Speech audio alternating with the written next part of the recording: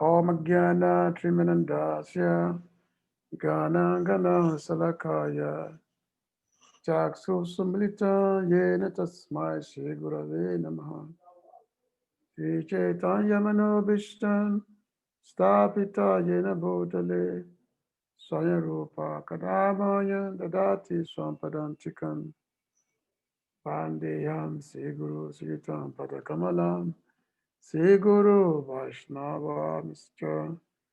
Serupan Sargyatam Sahaganam Raghunatha Chavitantam Sajivan Sadvaitam Sadutam Parijana Saitam Sri Krishna Chaitanya Devan Sri Radha Parakamalan Sri Lalita Vishakavitamscha He Krishna Karuna Sindhu Dinabandhu Jagatpate Gopesha Gopika Kanta Radhakanta Namastute Tapta Kanchana Gorange Radha Vrindavan Visvare Vesabhanu Sutadevi Pranamami Haripriye Sri Krishna Chaitanya Prabhu Nityananda Sri Advaita Gadadhara Sivasari Gaura Bhakta Vrinda Hare Krishna Krishna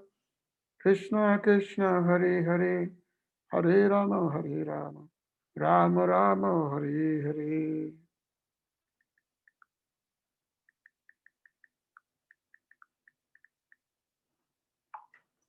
Anandrila Maya Vigrahaya Emabhada Vichavi Sundaraya Tasman Mahapim Rasapadaya Chitan Chandra Namana Master Chitan Chandra Namana Master Chitan Chandra Namana Master.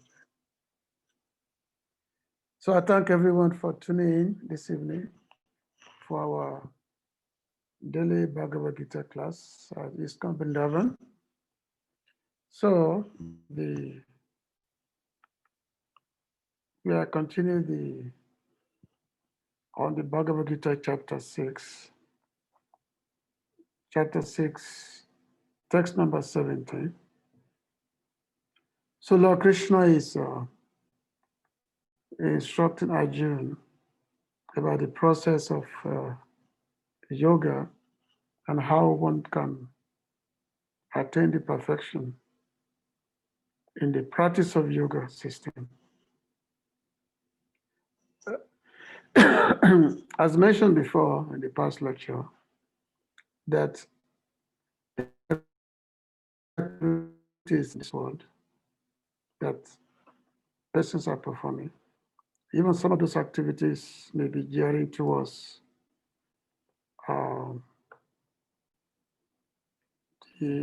towards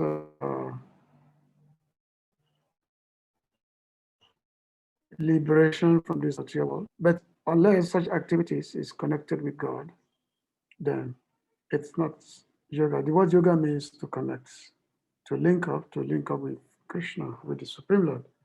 That is the meaning of yoga. Of course, this word yoga has been very much misused by people in this age. There is all kinds of yoga for this, yoga for that. There's doga, people even practice yoga, so-called yoga with their dogs, especially in the West, The word has been hijacked by materialistic people. But the actual yoga means to connect with God, with Krishna. So Krishna is talking about the process of yoga in this chapter. So till chapter, on text number 17, yuktāhāra-vihārasya, yukta-ceṣṭasya karmasu, yukta-svapnāvabodhasya, yogo bhavati duḥkha-hā.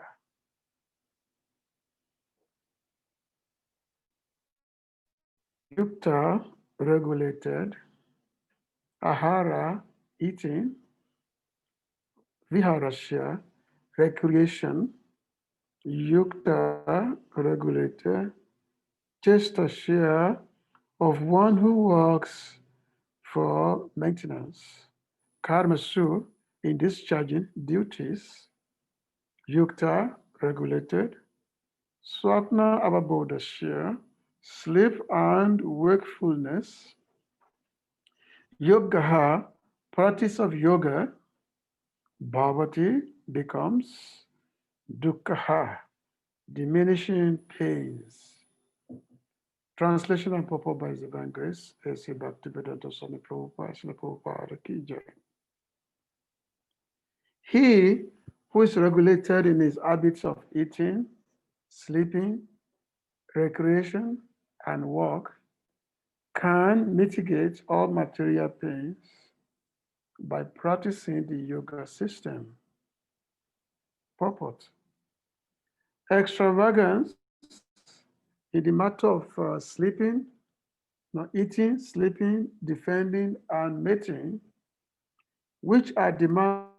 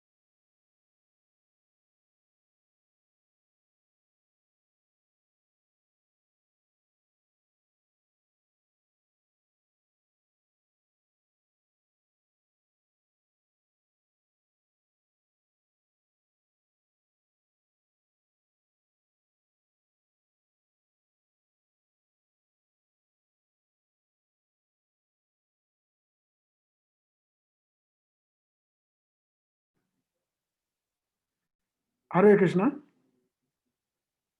Okay. Can you hear me now? Yeah. Yes, you okay. Yes, you Yeah, the light went off. Yeah, light Yes. went off, So, okay, I read the purport. Continue. Extravagance in the matter of eating, sleeping, defending, and mating, which are demands of the body, can block advancement in the practice of yoga. As far as eating is concerned, it can be regulated only when one is practiced to take and accept prasadam, sanctified food. Lord Krishna is offered, according to the Bhagavad Gita 9:26, vegetables, flowers, fruits, grains, milk, etc. In this way, a person in Krishna consciousness becomes automatically trained not to accept food not meant for human consumption, or not in the category of goodness. As far as sleeping is concerned, a Krishna conscious person is always alert in the discharge of his duties in Krishna consciousness. And therefore, any unnecessary time spent sleeping is considered a great loss. Avyarta Kalatran, a Krishna conscious person cannot bear to pass a minute of his life without being engaged in the service of the Lord. Therefore, his sleeping is kept to a minimum. His ideal in this respect is Srila Rupa Goswami, who was always engaged in the service of Krishna and who could not sleep more than 2 hours a day, and sometimes not even that. Thakur Das would not even accept prasadam, not even sleep for a moment, without finishing his daily routine of chanting with his beads 300,000 times. As far as work is concerned, a Krishna conscious person does not do anything which is not connected with Krishna's interest. And thus, his work is always regulated and is untainted by sense gratification. Since there is no question of sense gratification, there is no material leisure for a person in Krishna consciousness. And because he is regulated in all his work, speech, sleep, wakefulness, and all other bodily activities, there is no material misery for him. Yuktāhāra-vihārasya, yukta-ceṣṭasya karmasu, yukta-svapnāvabodhasya, yogo bhavati duḥkha-hā. He who is regulated in his habit of eating, sleeping, recreation, and work can mitigate all material pains by practicing the yoga system. So it's very interesting here how the Lord is giving this instruction about the practice of yoga. First of all, Namo Vishnu Padaya Krishna Pistaya Bhutale. Srimati Bhakti Vedanta Swami Tinamina Namaste Sasakti Kurvani Pracharine. Nevise Sunyavadi Pashtade Starine. So the last saying is a yuktāhāra-vihārasya, that the habit of ahara means eating, the recreation, or also svapnāvabodhasya. These are the few terms which comes out from this verse: eating, then sleeping, waking up, recreation, basically all activities that is done in the pursuit of daily affairs. So for one, who is on the yoga process, the Lord is talking of moderation.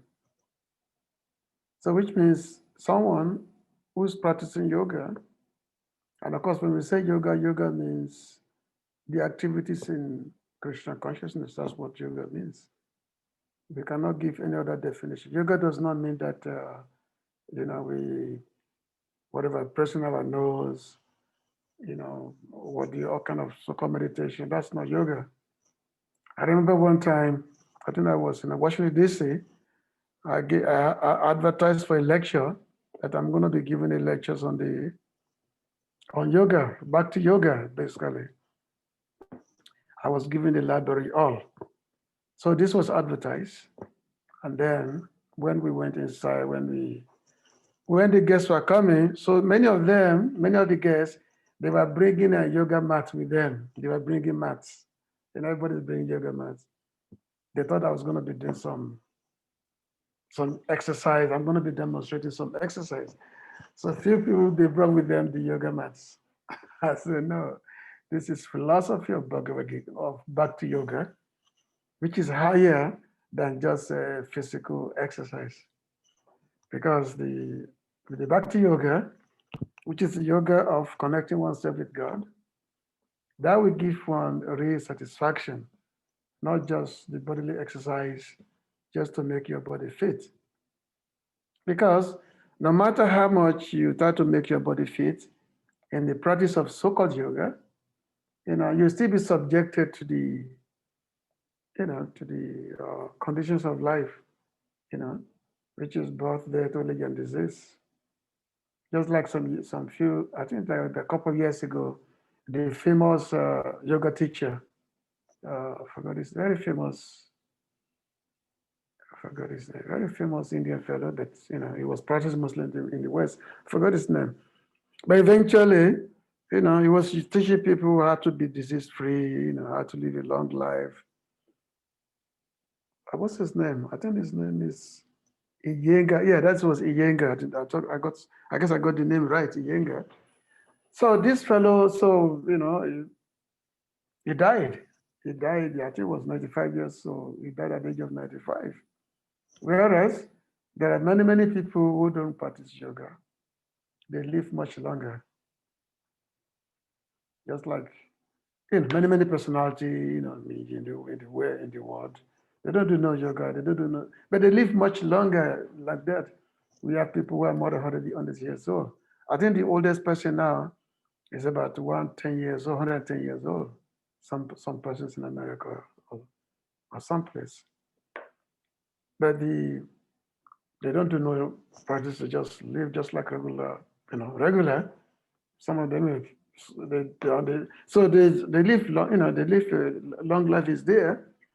So it's not that one practice yoga so that one can live, in a long life. You go to Kumbh Mela, you see so many, yogis. But this yogi, they live way in the Himalayas, and then they come out every 6 or 12 years to the Kumbh Mela. And you can see them, these people, they are very, very old. And that's like Prabhupada took devotees there in 1977. Devotees, they are going to the Kumbh Mela. And there are, so Srila Prabhupada was pointing out how some of these yogis are like, 500 years old, many of them. But again, what is the point of living a long life if one's life is not devoted to God? Because after all, there are so many trees are there. Many trees, they're like hundreds and hundreds of years old. Some of them are even thousands of years old. So supposing one just practicing yoga and the meditation is not on the Supreme Lord, because one's goal is, okay, you want to live a long life. So what happens is you practice yoga, and then you find yourself coming back as a tree. So what is the value of yoga?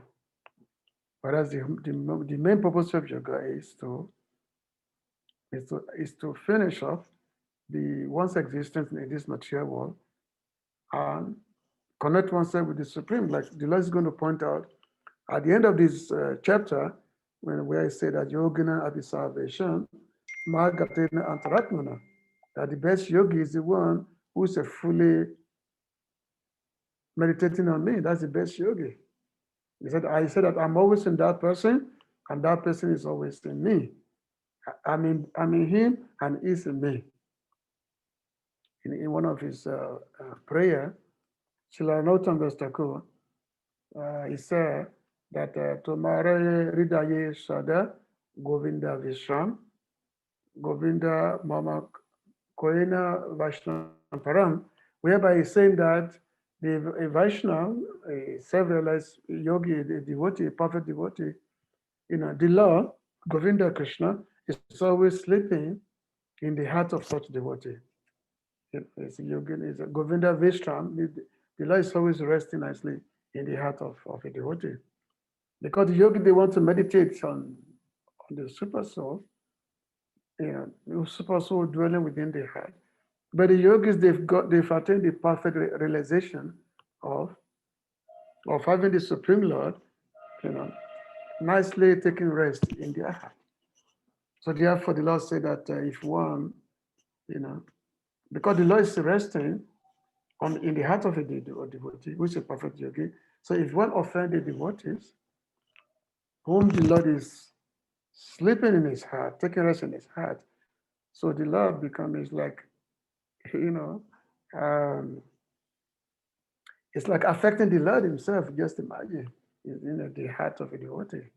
That's weird. This is the Lord's residence. So, so the Lord's second is saying here, if one want to, there is some certain activities, there is certain rules by which one is expected to follow if one want to be a yogi. And such rule is that there must be moderation, especially when one is beginning one's practice. There must be a moderation, which means don't sleep too much, don't eat too much, and don't eat too little. Not too much eating, and don't be what do you call it, like in the sense of trying to one should be everything should be balanced. Not too much eating, and not eating very little. Because if you eat too much, the mind will always be agitated, especially with sex desire. And also, if you eat too little, still the mind will be agitated. especially if you're always hungry. I want to serve you. You want to starve yourself. So Lord said, "I don't eat too much and don't eat too little." So this is the regulation must be there. Yukta means to regulate, and also the habit of recreation going about should be everything should be regulated, and also the sleeping. One should not sleep more than necessary, and also one should not undersleep. So, for example, 4 to 6 hours a day of sleeping, that's enough for a practitioner of yoga. Anything more than that, that is not good. So as they say, one should maintain one's body for the purpose of a higher attainment. As they say, eat to live, but don't live to eat. So which means one should not be a glutton that one simply want to gratify the tongue all the time. One should not be that. So that's why Srila Rupa Goswami, he had composed this beautiful Upadeshamrita, the nectar of instruction, whereby the first verse says that Vacho Vegan Manasa Krodha Vegan, Vacho Vegan Manasa Vegan, Jiva Vegan Udarupashuta. Then Etam Vegan Yo Vishayata Dira Savan Apima Pritisasi. Say that yes, a person who's able to control the urge to speak, the tongue, the mind's demand, the genitals, the belly, a person who's able to control that, such a person, become like a Goswami. It means that such a person is able to make disciples in all over the world, which means that yes, such a person is able to be the controller of his senses. A Goswami means someone who is able to bring all the senses under control, and such a person is able to guide, to guide others.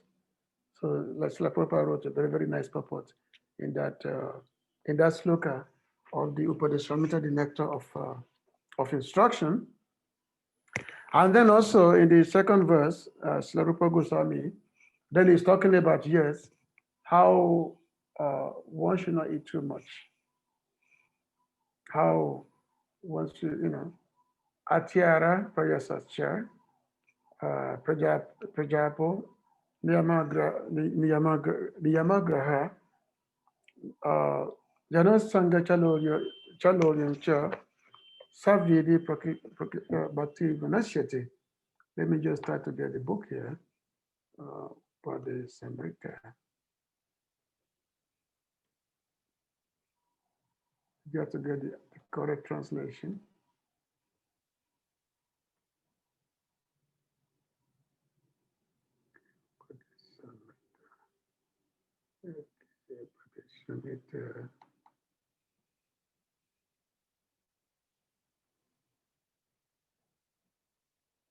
Just give me a second.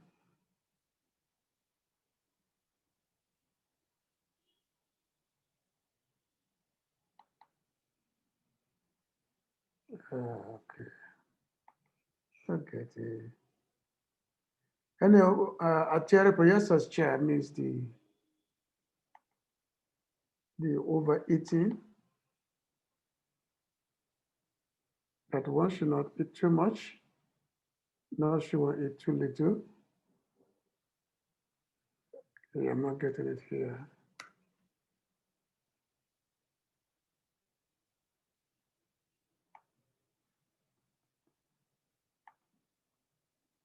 Okay, nectar of instruction.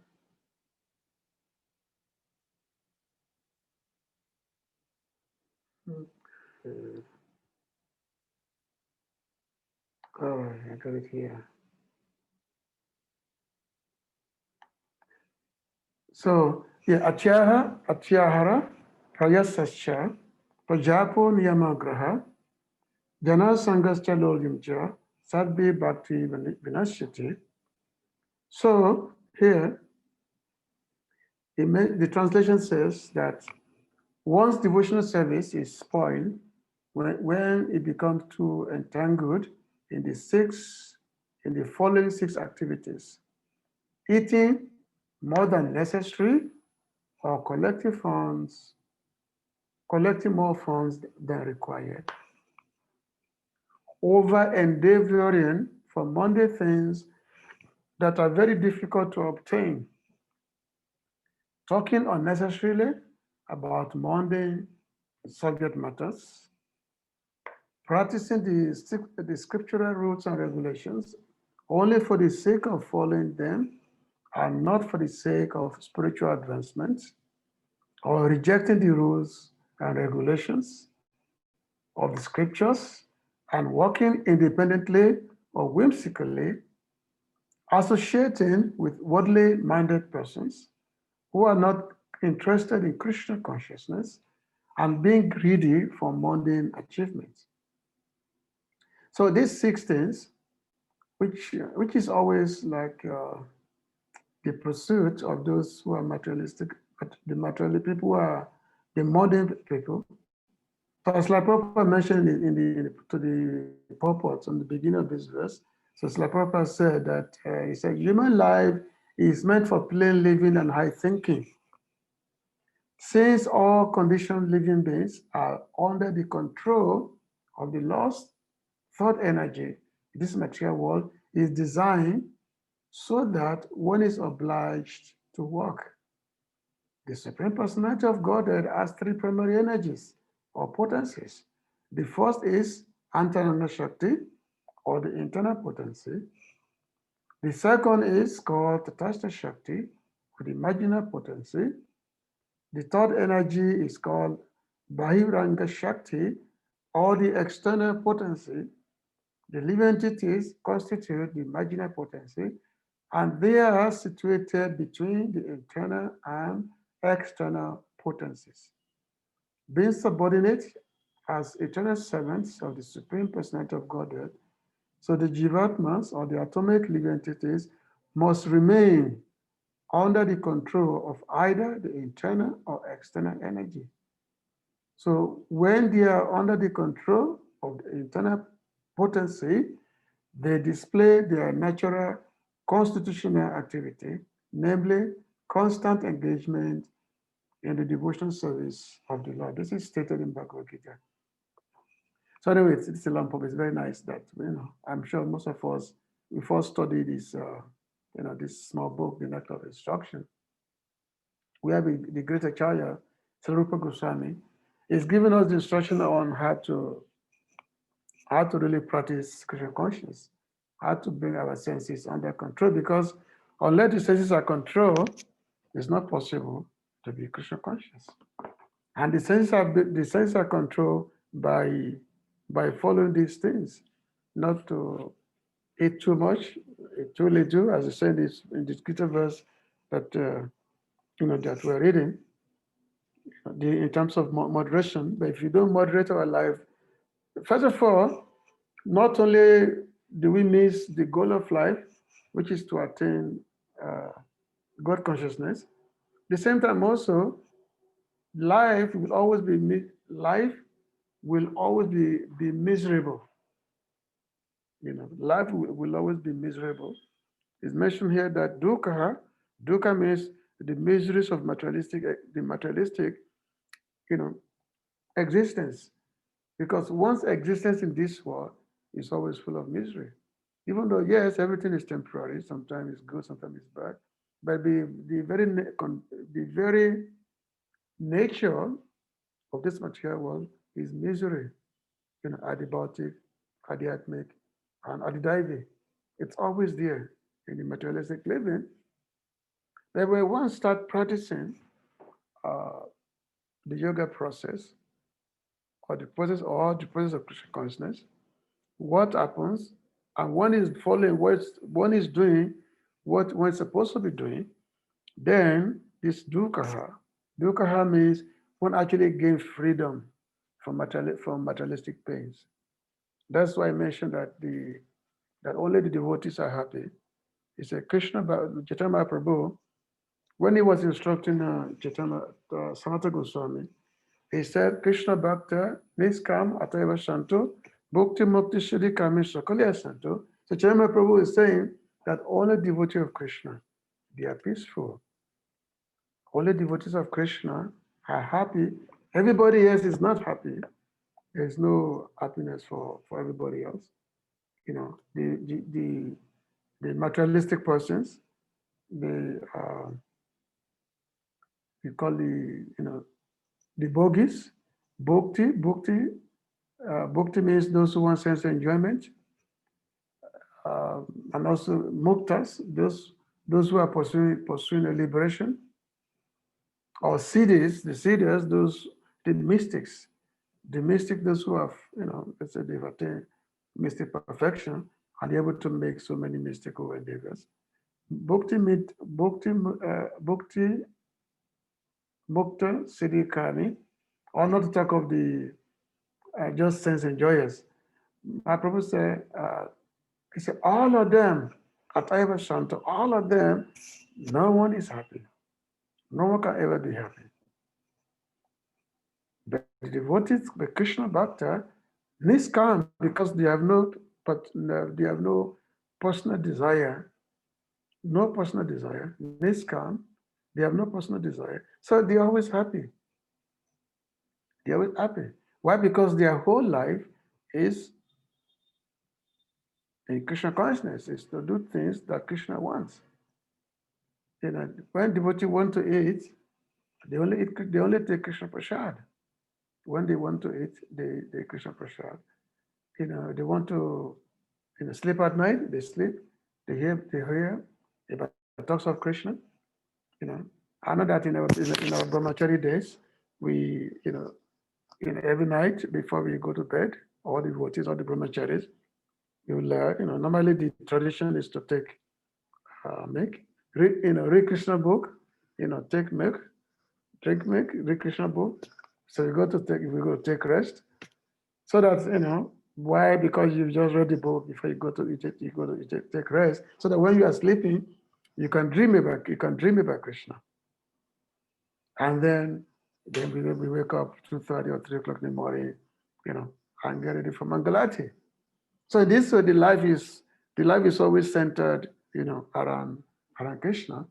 Whereas the materialist person, non-devotees, what they do, they watch TV, they watch movies, TV, then they go to sleep, and then in the night during sleep they have bad dreams, they have nightmares, and then they wake up again. Therefore they always oversleep anyway.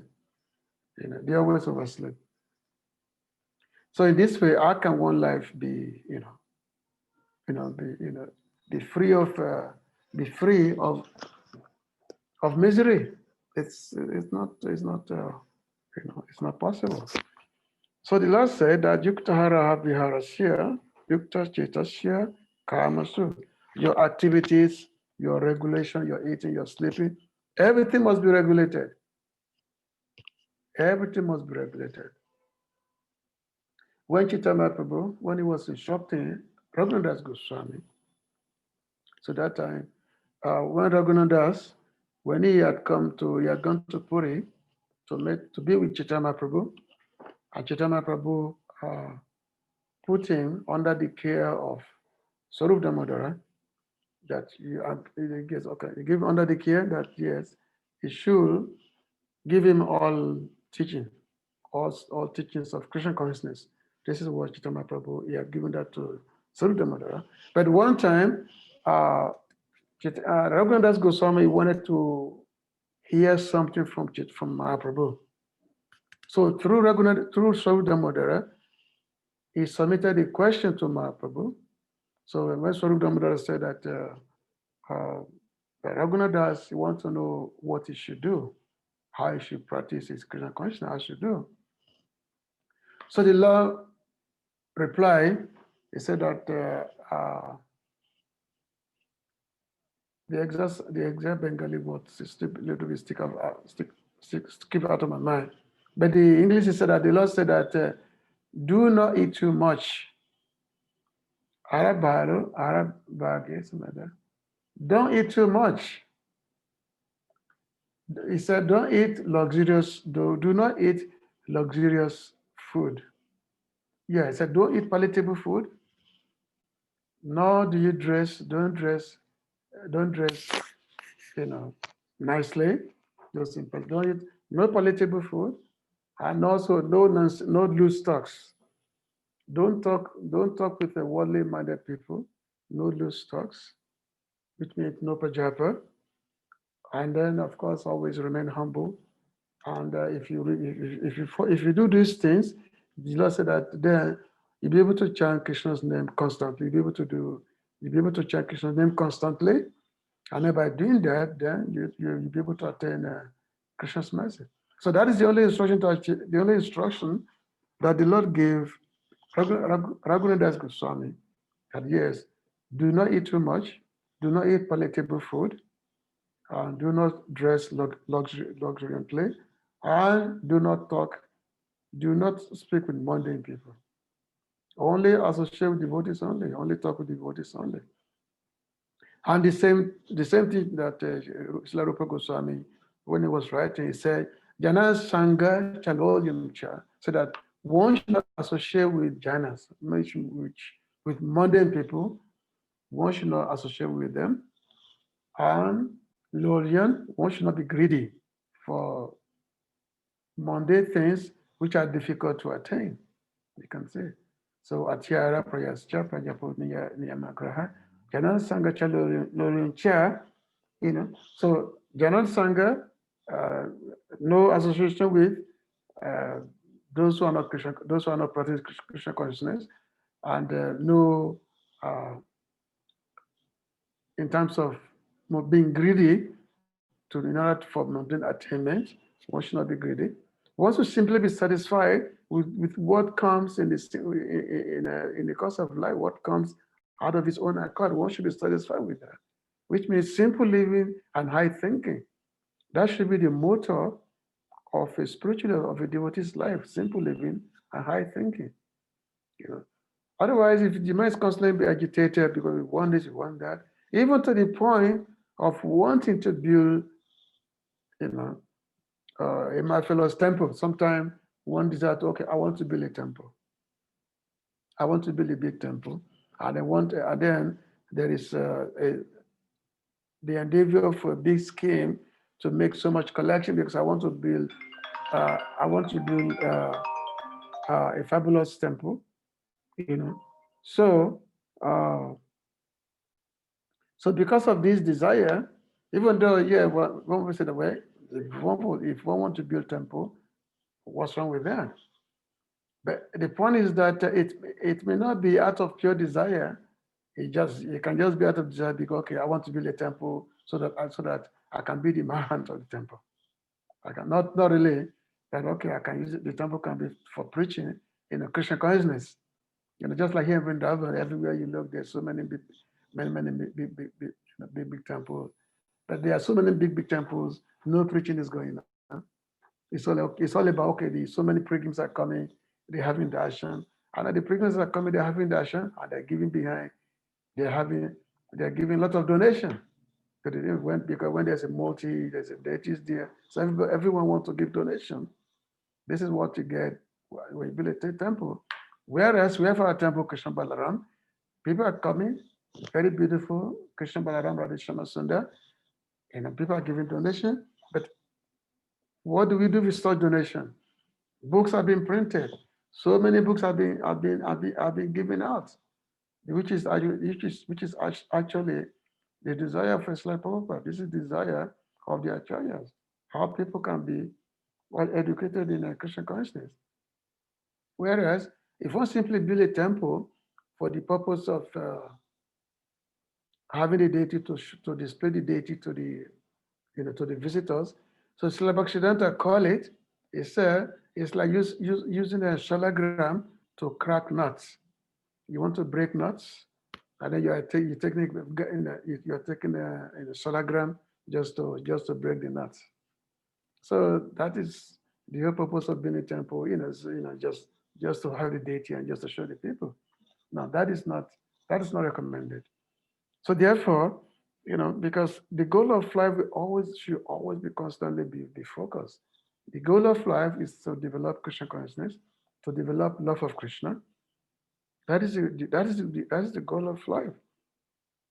So through this purpose, Srila Prabhupada talk about he said that a Krishna conscious person cannot bear to pass a minute of his life without being engaged in the service of Krishna.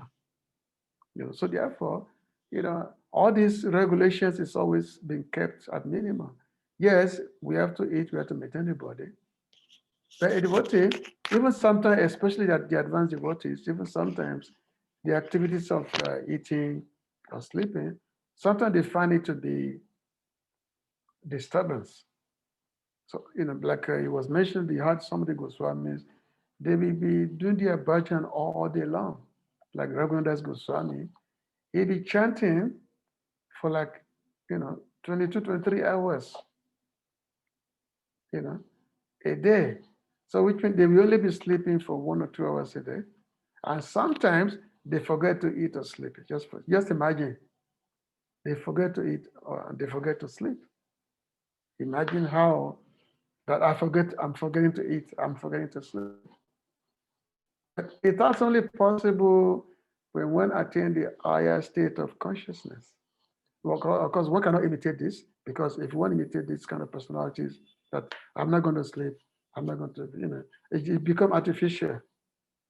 So this artificial thing, and this kind of thing is never recommended, because artificial thing will simply make the body collapse, and then the goal of life, one would be unable to attain the goal of life.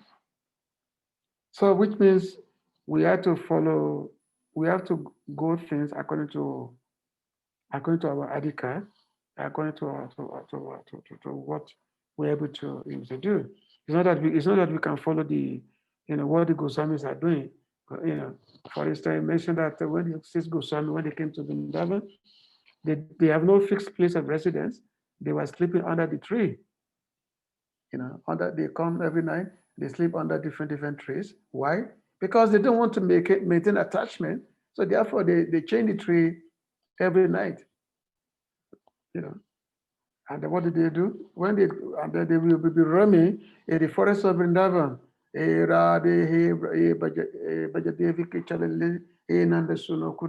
That, oh Krishna, where are you? Oh Radharani, where are you? They be crying out, hey Krishna, hey Radha. Because they are so much in love with Krishna. They're madness. This is what they do all day long, and they totally forget the demands of their body. Totally forget it. Srila Sanatana Goswami, when he was in Govardhan, he would do daily Govardhan. He would do daily Govardhan Parikrama. He would do it every day until he's a very, very old age. Until he's very, very old, he would do. Even though he was very old, his body was actually becoming, very, very difficult to do. Still, he was doing it. So Krishna himself came to him. He said that, my dear Sanatana, you don't have to do this every day. You are too old to be circumambulating this Govardhan hill. So the Lord, there's a big slab of stone, one slab of stone. So the Lord put his feet on that stone, and he told Sanatana Goswami that just circumambulate this stone, and it's the same as doing a Govardhan Parikrama. Because this is the stone with the lotus feet. Is the markings on his feet are there. Actually, if you go to the Damodar temple, I think every evening they show this stone. You can see the stone there. It's right there. And of course, you can go to the Damodar temple. Normally, every devotees, they will go around. They will do circumambulation around the temple. They're like 4 times. Do 4 times is as good as doing a Govardhan Parikrama. But we are healthy. We should not just take advantage that, okay, I should not have to do Govardhan Parikrama. I should just go to the Damodar temple and do this circumambulation. So the acharyas, they're giving Since behind they've given a lot of teachings. There's like Nisla Haridas Thakur, which like Prabhupada mentioned in the purport here. You know, if you only take prasad after he finishes his prescribed number of rounds, and his round is not 60 rounds a day, he will chant 300,000 rounds a day.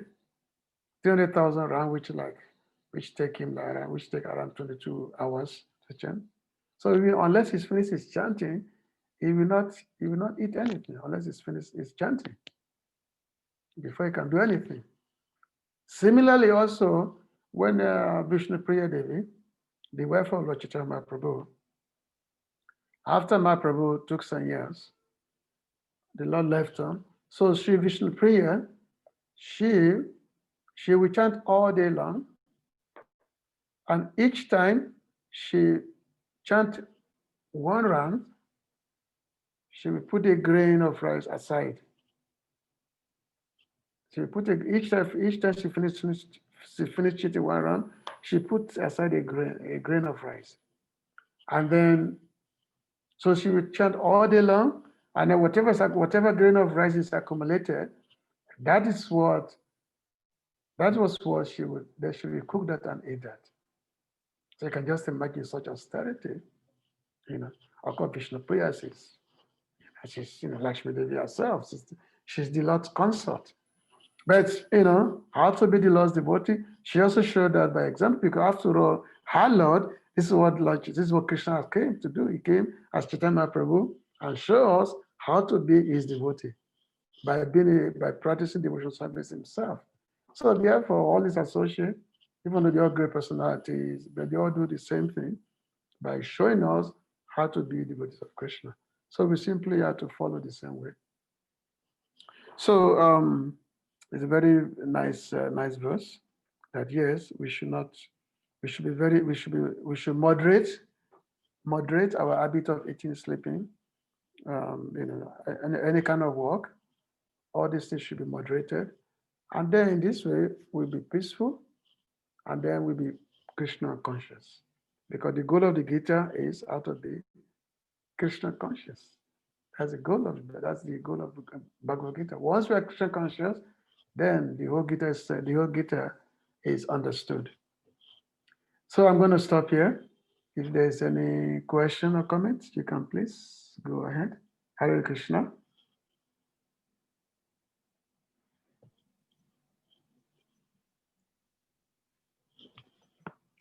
Hare Krishna. Hare Krishna, Prabhu. So there's a question here on the chat. Oh, okay. Please accept the Srimati Radharani chants the holy names of Lord Hari and Krishna. The she faints and sometimes laughs.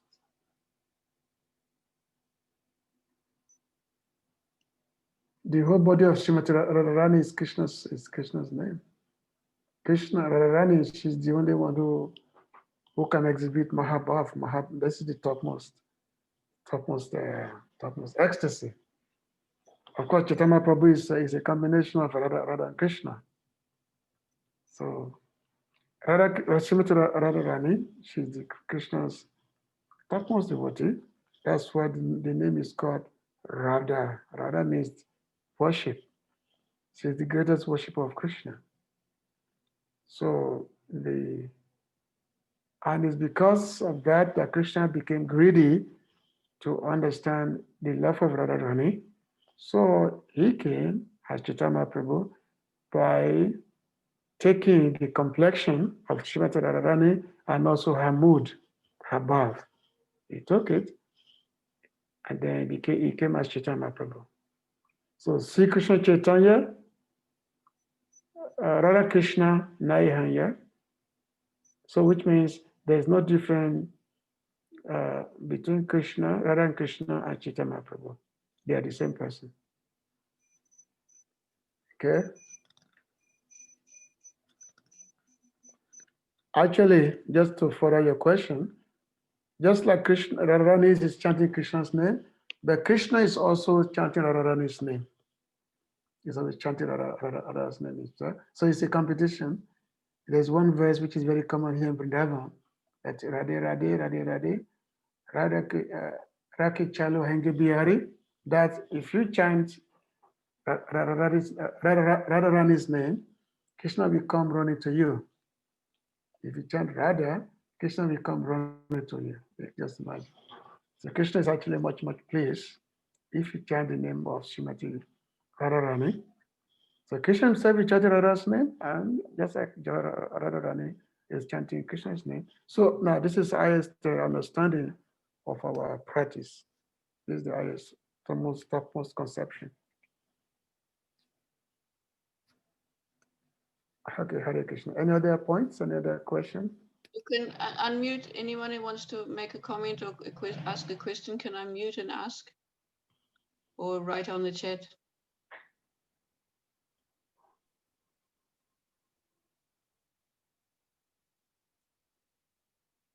Okay, Krishna Sevaka Prabhu.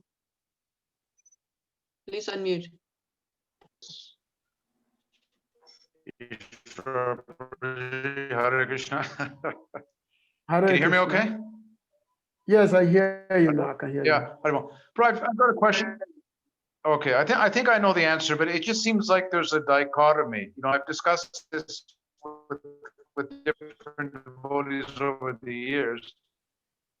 And we say, you know, the one particular is avoid foodstuffs and dressing in a luxurious way. But then on the other side, we hear that prasadam has such a purifying effect that by taking prasadam, one can immunize themselves from the influence of Maya. So how do we reconcile this apparent dichotomy? Well, in the beginning of ISKCON, Srila Prabhupada, that's how many devotees, you know, became attracted to Krishna consciousness, joined by prasad. Yeah. So in the beginning, Srila Prabhupada said, you know, we encourage devotees to eat more. Because by this eating, you know, you get purified. So in the beginning, we are encouraged to eat prasad. You know. Of course, in the devotees become fat, of course. So, you know, so because the whole idea is to get us out of that eating all the materialistic garbage that we are used to eat when we are growing up, you know. So therefore, prasad, which has been offered to Krishna, very delicious, very nicely prepared. You know, it's you know. So it came us to give us purification. Then we develop a taste for Krishna consciousness. We develop a taste for those things which has not been offered to Krishna. So, but as you go on, as you grow up, then of course, then you have to start, the regulations start coming in, that it's not that, okay, you're going to spend your whole day just trying to eat. No, sometimes you have to eat less, especially you have to do some fasting, you know, and like that. So the time will come whereby, okay, you eat less, you don't eat, you know, palatable food, in all these things. You know, it was, you know, in the time of Slabakshidanta in the ashram, you know, they used to make sure that all the food are all mixed together. So you can't say that, okay, I want this, I want that, I want that. The Slabakshidanta would not let any devotees, brahmacharis, to relish any kind of preparation. Make sure that you know. So, but these are very, there's a culture that's, you know, but this is not applied to us in the West now, because they want to attract us because of our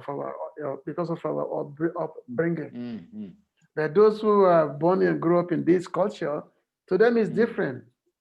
You're not, okay, you are taking up, you want to become a sadhu, you want to be a brahmachari, then there are certain rules and regulations, there are certain things which is less eating, no palatable food, you know, like this. But because we come from the, you know, outside of India, outside this culture, outside the Vaishnavism. So therefore there has to be a way to give us attraction. So therefore there's, you know, wonderful preparations in the beginning of his camp. I remember. You know, it's very, very, you know, like Simply Wonderful is one of the famous, Simply Wonderful, you know, like one time, you know, the devotees, they told Prabhupada, that Prabhupada, people, they love this, people, they just love this Simply Wonderful, this that sweet ball preparation. So people love it. So Prabhupada said, yes, because Krishna consciousness is all sweet. It's simply wonderful. So the chanting is simply wonderful. The prasada is simply wonderful. Devotees are simply wonderful. So therefore, everything Krishna consciousness is simply, wonderful. So in the beginning we are attracted that, but as time goes on, then we start. Some regulation has to be there. I remember. We have to start, get into that mode of regulation. I remember reading in the beginning when Mother Teresa started her mission, she wanted to subject herself to a lot of austerities. And her idea was she would subsist on just a diet of boiled rice. And they said, no, Mother Teresa, if you live like this, you won't be able to maintain yourself to do your service, So gradually she said, okay, well, let me take a little bit of salt. So even within the Christian conception, they understand, the need for self-control, which is good. Yeah, that is there. Okay. Okay, bro, thank you. See many devotees. Yeah, thank you. Many devotees turning from. I can see many devotees returning today from Africa. Okay. So Thank any you, other question? Hare Krishna.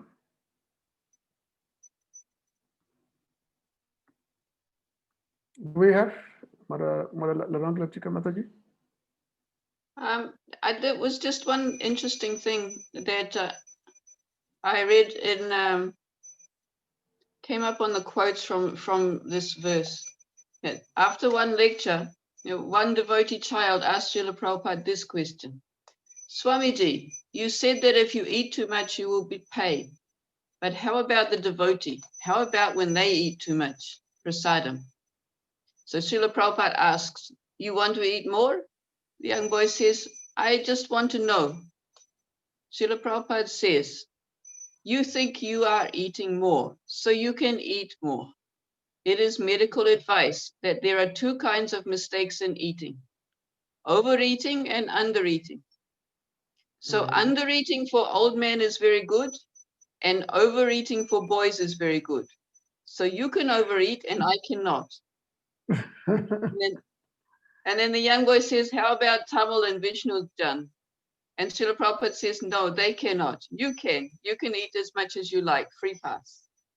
Yeah. That's from a lecture in Los Angeles in 1969. Okay, yeah. Yeah, because the beginning of Krishna consciousness, okay, you can eat too much, you can eat as much as you can. That's what gives you a taste for Krishna consciousness. And once you have the taste, of course, a different thing. Good. Thank you very much, Prabhu. Okay, thank you very much. Okay. Thank you, bro. Hare Krishna. See you tomorrow. Thank you. Okay. So I guess we are finishing. Yeah, I think nobody else is putting up a question. Okay. So thank you very much for all those who turned in.